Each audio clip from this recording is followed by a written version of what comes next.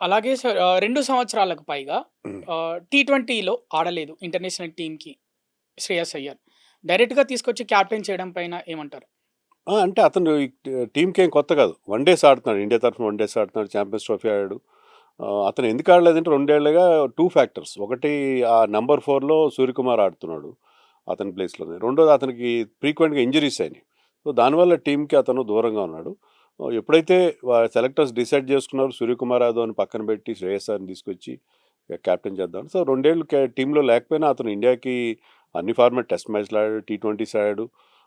One డేస్‌లో ఇప్పటికీ కూడా టీంలో కొనసాగుతూనే ఉన్నాడు.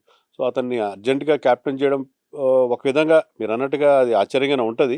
But nothing wrong with that. ఎందుకంటే అతనికి ఎక్స్‌పీరియన్స్ ఉంది. అతనికి ప్రూవెన్ రికార్డ్ ఉంది కాబట్టి, ట్రాక్ రికార్డ్ బాగుంది కాబట్టి ఆ డెసిషన్ తీసుకున్నారు. ఎందుకంటే నెక్స్ట్ వరల్డ్ కప్‌కి ఇప్పటి నుంచే మనం 2 ఏళ్ళు ఉన్నా కూడా ఇప్పటి నుంచే ప్రిపేర్ అవుదాము. ఇప్పటి నుంచే ఆ కొత్త టీమ్‌తో వెళ్దాం అని చెప్పి ఒక డెసిషన్ తీసుకున్నారు.